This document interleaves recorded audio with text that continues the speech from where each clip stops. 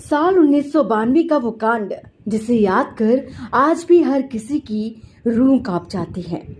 राजस्थान के प्रसिद्ध अजमेर दरगाह से जुड़े चिश्ती बंधुओं द्वारा नाबालिग छात्राओं के साथ हुए सामूहिक बलात्कार कांड एक ऐसा कांड जिससे पूरा भारत थर्रा गया था। राजस्थान का कुख्यात सामूहिक बलात्कार ब्लैकमेल वाला कांड अजमेर ब्लैकमेल कांड के नाम से जाना गया। ये आज भी एक खुला घाव है जिसे कभी भी भरा नहीं जा सकता। अजमेर के दुष्कर्म और ब्लैकमेल कांड पर 32 साल बाद कोर्ट का फैसला तो जरूर आया, जिसमें 6 दोषियों को उम्र कैद की सजा सुनाई गई, लेकिन बेशर्म हैवानों के चेहरे पर जरा सी भी शर्म हया का नामो निशान तक ना दिखा। 1992 का ये वो कांड है जिसे सुनकर पूरा देश हिल गया था और सूफियाना शहर की आंखें शर्म से झुक गई थी। आज हम इस कांड के पन्नों को एक एक कर फिर से पलटना चाहेंगे, जिसका खामियाजा उन नाबालिग बच्चियों के सैकड़ों परिवारों को भी भुगतना पड़ा। मगर दुर्दांत चिश्तियों का खौफ इतना था कि बेबस माँ बाप अपनी बच्चियों को न्याय दिलाने की लड़ाई तक न लड़ सके। वहीं वहशियों के सामने शासन और प्रशासन भी नतमस्तक हो गया। ये कहानी है 1992 से पहले की, क्योंकि 1992 में इस कांड का खुलासा हुआ था। एक सोफिया स्कूल की लड़की जो अभी अपनी बचपनी से बाहर तक ना आ पाई थी, वह हैवानों का शिकार हो गए। उसे नहीं पता था कि आने वाले दिनों में एक ऐसा हैवान उसे अपनी प्रेम जाल में फंसाकर अपनी हवस का शिकार बनाने वाला है।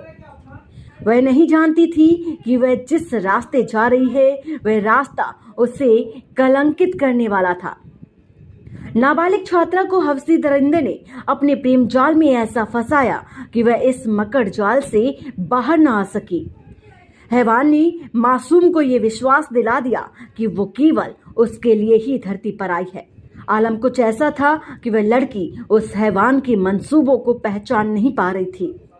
वह हैवान जहां कह देता वे वहां चल देती, और फिर वही हुआ जिसका डर था। नफीस चिश्ती वो पहला आरोपी था जिसने रेप कांड को अंजाम दिया था। इसके बाद एक एक कर सभी अपने वहशीपन का शिकार छात्राओं को बनाते रहे, और यहीं से शुरू हुई थी अजमेर ब्लैकमेल और रेप कांड की असल कहानी।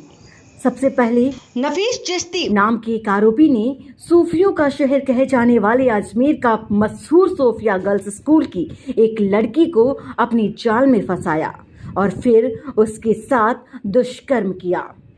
उसने दुष्कर्म करते समय उस लड़की की तस्वीरें भी ले ली और उन तस्वीरों के जरिए उसे ब्लैकमेल करने लगा। अब वह लड़की पूरी तरह से मजबूर हो चुकी थी। उसे नहीं समझ में आ रहा था कि अब वह करे भी तो क्या करे। अब लड़की पूरी तरह से उस दरिंदे के बिछाए हुए जाल में फंस चुकी थी।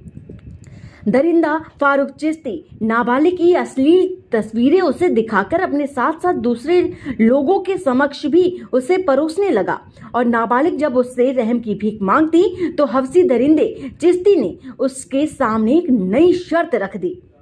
अब लोक लाज और समाज का डर दिखाकर दरिंदे ने नाबालिग के साथ पढ़ने वाली अन्य छात्राओं को भी उसके पास लाने के लिए बेबस कर दिया। असहाय नाबालिग बच्ची के पास कोई रास्ता न बचा और वह मजबूरी में आकर दूसरी छात्राओं को फार्म हाउस लेकर जाने लगी। वहां पर उन सभी के साथ रेप होता रहा और उनकी तस्वीरें खींचते रहे। इन तस्वीरों के जरिए उन्हें लगातार ब्लैकमेल किया जाता रहा। इस तरह इस गैंग ने अपने जाल में एक के बाद एक कर नाबालिगों को अपनी वहशियत का शिकार बनाते रहे। हवस का शिकार हो चुकी नाबालिग उस चैन की तरह बनती जा रही थी जो एक दूसरी को ना तो बचा ही पा रही थी और ना ही अलग ही हो सकती थी। एक रिपोर्ट के मुताबिक कहा जाता है कि ये संख्या सैकड़ों की संख्या में पहुंच चुकी थी। हैरानी की बात तो ये थी कि लड़कियां घर वालों के सामने स्कूल के लिए निकलती, मगर स्कूल ना जाकर वह दरिंदे के ठिकाने फार्म हाउस पर पहुंच जाती। मगर घर वालों को इस बात की जरा सी भी भनक नहीं थी। यही नहीं, उन्हें लेने के लिए बाकायदा गाड़ी भी आती थी और फिर उन्हें उनके घर छोड़कर भी जाती रही। जानकारी कुछ ऐसी भी है कि इन लड़कियों का रेप करने वालों में नेता और अन्य अधिकारी भी शामिल थे। इस जघन्य घटना का खुलासा तो तब हुआ जब सोफिया स्कूल में पढ़ने वाली 6 छात्राओं ने एक के बाद एक कर फांसी के फंदे में झूलकर अपनी जानें दे दी, जिसके बाद सोफिया स्कूल मीडिया की सुर्खियों में आ गया और ये सवाल भी खड़े होने लगे कि आखिर एक ही विद्यालय की छात्राएं आखिर जाने क्यों दे रही हैं। तभी कुछ पत्रकारों को इस बात की भनक लगी कि सोफिया स्कूल की छात्राएं यूं ही फांसी के फंदे में नहीं झूल रही, बल्कि उनके फांसी के फंदे में झूलने की वजह वह तस्वीरें थी जो वहशी दरिंदों ने वायरल कर दी थी। इसके बाद जब मौत को गले लगा चुकी बच्चियों की तस्वीरें वायरल हुई तो समाज सेवी संगठन दुर्दांतों पर कार्रवाई की मांग करते हुए सड़कों पर आ गए। इस रैकेट का मास्टरमाइंड फारूक चिश्ती था और इस वारदात में नफीस चिश्ती और अनवर चिश्ती भी शामिल थे। उस समय तीनों यूथ कांग्रेस के नेता थे और इनकी पहुंच दरगाह तक थी। रिपोर्ट यहां तक कहती है कि दुष्कर्म की शिकार अधिकतर लड़कियां हिंदू थीं और रेप करने वाले अधिकतर मुस्लिम।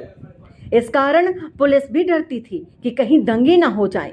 खबर पूरे शहर में फैल गई और लड़कियों की तस्वीरें वायरल होने लगी।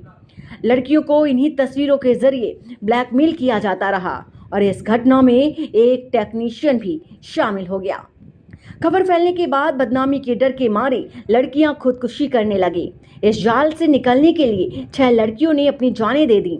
एक अखबार ने इस घटना पर कई सीरीज निकाली और इसके बाद पुलिस और सरकार पर दबाव बनने लगा। एक अखबार के पत्रकार ने छात्राओं को ब्लैकमेल करने वाले आजाद कैसे रह गए नामक दूसरी खबर प्रकाशित की। अखबार ने पीड़िताओं की तस्वीरें भी प्रकाशित कर दी थी ताकि मामले को देखा जा सके। इस खबर के बाद पूरे राजस्थान में मानो भूचाल सा आ गया हो और इस तरह नवज्योति नाम के न्यूज़पेपर ने बैक टू बैक खबरों की एक झड़ी सी लगा दी। घटना को लेकर जनता में आक्रोश फैलने लगा। लोगों ने अजमेर बंद का ऐलान कर दिया। मामले में गोपनीय जांच का आदेश भी दे दिया गया। जो खुलासा हुआ उसने सबको हिलाकर रख दिया था और फिर इस केस को दबाने की कोशिश होने लगी। हैरानी की बात तो ये थी कि उस समय के तत्कालीन पुलिस महानिरीक्षक ने तो इस केस को ही झूठा करार दे दिया। यही नहीं, उन्होंने लड़कियों के कैरेक्टर पर सवाल तक उठा दिया। जैसे जैसे परत दर परत मामला खुलता जाता, लोगों की आक्रोश का ठिकाना नहीं रहता। हर तरफ आक्रोश की आग फैलने लगी। पूरे देश में इसकी चर्चा होने लगी। राजस्थान में हर तरफ आंदोलन होने लगे। इसके बाद तत्कालीन मुख्यमंत्री भैरव सिंह शेखावत ने केस सीआईडी और सीबीआई के हाथों में दे दिया। अजमेर पुलिस ने भी मामले में रिपोर्ट दर्ज की और फिर जांच तेज कर दी। मामले में सीबीआई के शामिल होने के बाद आपराधिक कारनामों के खुलासे भी होने लगे। अब इसके बाद युवा कांग्रेस के शहर अध्यक्ष और अजमेर दरगाह के खादिम चिश्ती परिवार के कई लोगों के शामिल होने की बातें भी सामने आने लगी।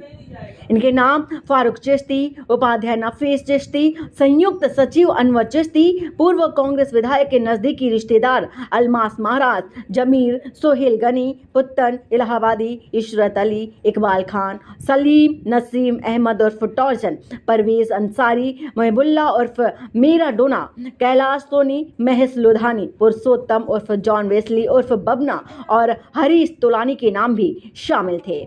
अब तक पुलिस ने 8 आरोपियों को गिरफ्तार कर लिया था।